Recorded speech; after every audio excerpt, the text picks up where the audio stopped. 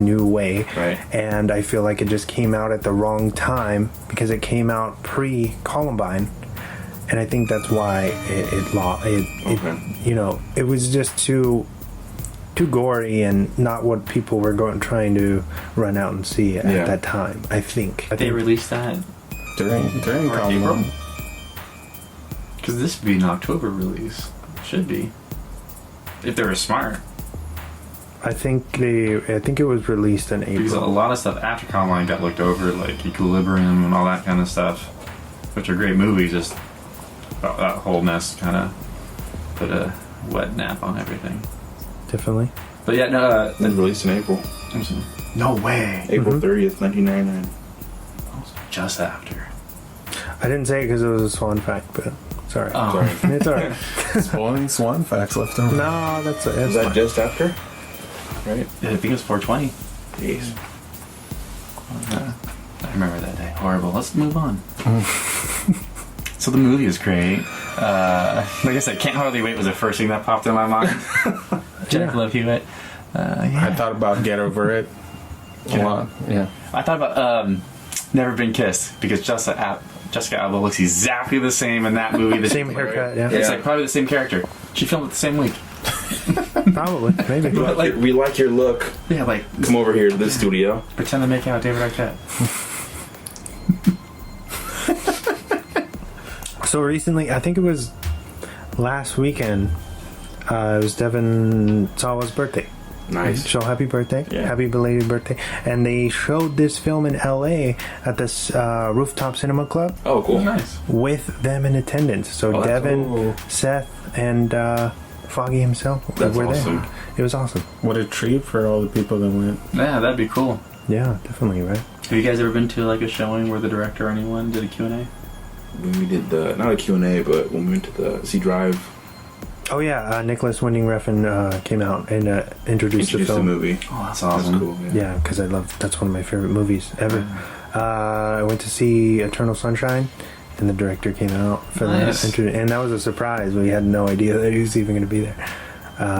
Yeah, definitely. Oh, I saw Hot Like Blonde. Charlize Theron came out. Get out. Yeah. Yeah, right. I was like 10 Just carve your eyes I out was now. like You're not 8 gonna get rows, anything better than that. from her. I was like, Yeah. I saw Red State mm-hmm. at the New Beverly. But Kevin was doing a Q&A right after. Oh, that's cool. But Kevin Pollock was sitting like one row behind me. Oh, that's awesome. Yeah. I'm like, little brownie dude's behind me. Willow. That's cool. But yeah, that's my fun fact. I'm not a swan, but there you go.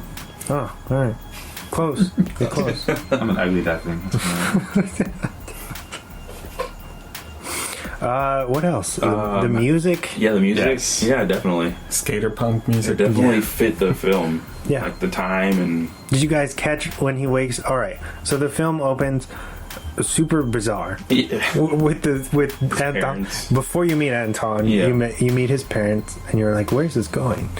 And basically, they're murdered. Yeah. And Anton wakes up. He lives like in the attic, right?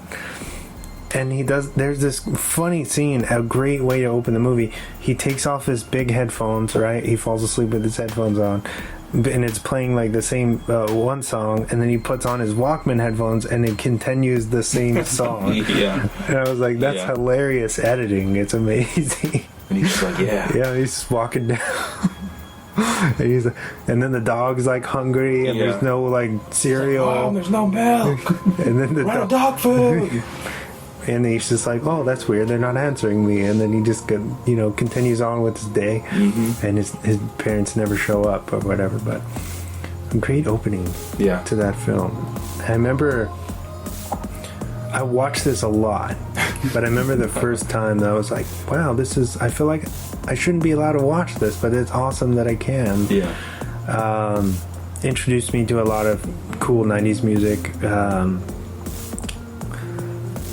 I don't know, Like the puppet, when the hand's in the puppet at the end, when he smokes the weed and then he blows the smoke into the hand puppet, it's like, and the face changes on the puppet. Yeah, It's high. It's like, whoa. It's just like, what? I was like, I didn't remember that part at all.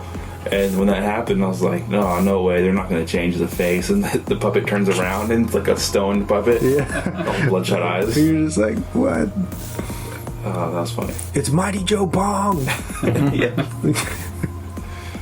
That was a good one. There's a bunch of one-liners in this. Yes. It's like all one-liners, almost.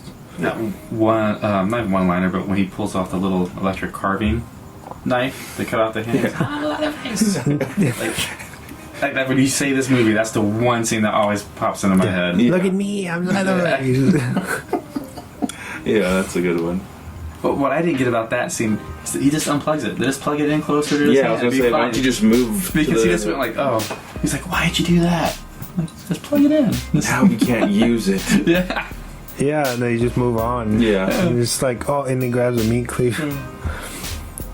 It was pretty good though. And that whole head makeup too. That one point where he slams like the giant fork. Oh yeah, yeah. He's like, what are you doing? You can see that's all the old puppetry moving. I liked it.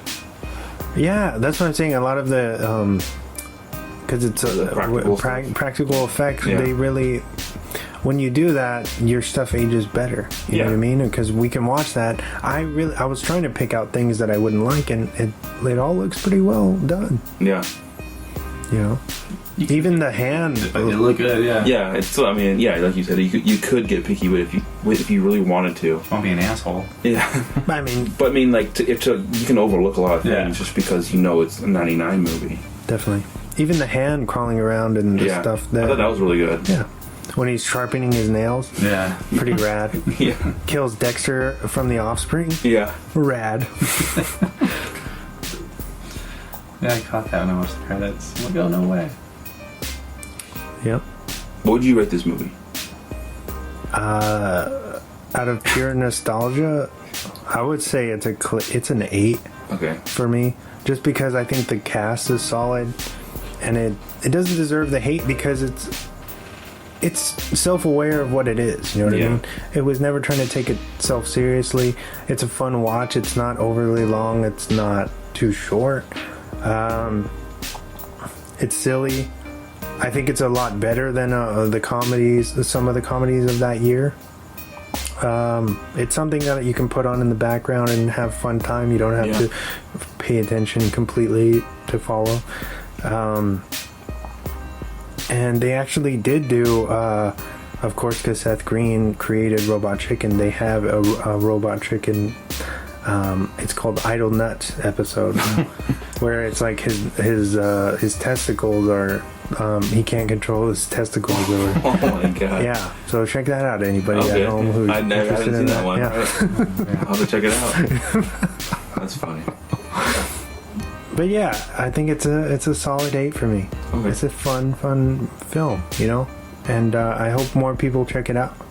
Yeah, it's fun. It's a good time. Just wait till we get to some of the song facts. It's pretty interesting. It's a great movie to have on, like you're doing a Halloween marathon, but you don't want something a good time. It's something light. You sitting around watching it. It's fun. Yeah, for people who don't like horror movies, like our I'm there too. I'm not a big fan of them. What would you rate this one? It's hard because this one's all nostalgia for me. If I watched this cold today, I probably wouldn't be like fan. Never seeing it. Yeah. But I don't know because I like Seth Green in them. Mm-hmm. I get that humor. Yeah. So I'd probably still rate it kind of high. But yeah, it's a B. It's an 8. Okay. I'd give it the same thing. An 8. Yeah. Nice. But I mean, you have to go in knowing what it is. You have to exactly like you said. Like it's not. Doesn't take itself too serious. If you've seen it, you know what you're watching. If someone goes into this not knowing what it is, they probably hate it, or not really get it, or be that too into it. Yeah. But I don't know. I think it's being nostalgic with us. We're leaning higher than we probably should be. Well, I feel like even back then it was like a niche community, you know what I mean? Because not everybody likes horror, and not everybody likes that kind of comedy, and when you're turning them in, it's like taking a big risk, you know what I mean? Which didn't pan out for this one. Yeah. But it seems to be a hard bridge to cross for horror and comedy. Yeah, right. Either they do it perfect, hit out of the park, or it just gets shoved under the rug. Shaun of the Dead, what was Shaun of the Dead rated? I mean, Rotten Tomatoes, you know? I actually don't. I don't know, but I mean, it's you're right. I'm pretty 1,000. sure. I'm pretty sure Right? it's got to be like an 80. Yeah, I'd hope so. It's definitely I certified. think fresh. that's like one of the movies that hit it out of the park, like you said. It's like it's one of those ones that hits that balance perfectly. Yeah. That's how I learned the word exacerbate. Well, Jacob, what would you rate this one? This is gonna be a shock to you guys, but I've never seen this movie ever. Dang. Never even heard of it. Wow, okay. So going into it, I didn't know what I saw. The cover to this, and I was like, "Holy fuck!" Seth Green's in there. Yeah. And actually, I don't hate it, man. I think I could play this in the background while I'm doing something and just hanging out and want to have a laugh or anything while I'm editing pictures. So, with that being said, I can't go against you guys. I mean, this is an 8. Okay. You know? Sounds good to me. Swan facts? All right, let's go.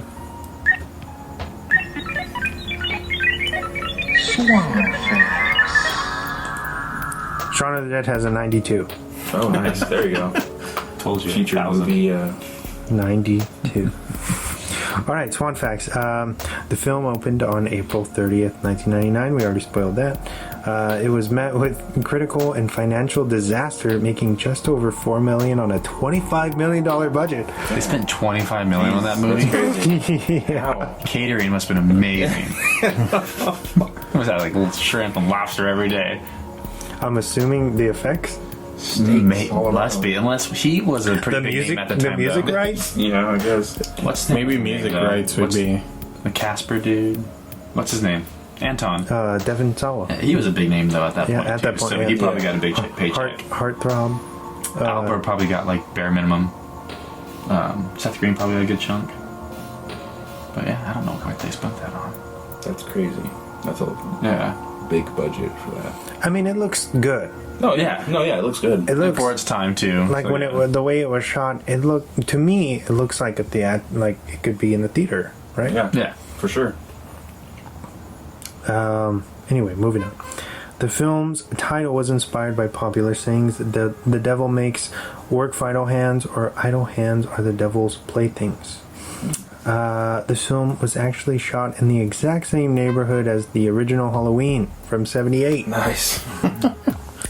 The school gym featured in the film prom sequence is the same gym from the original Buffy the Vampire Slayer and Yes. Jawbreaker, which came out the same year. That's a great 90s movie. Yeah. Definitely.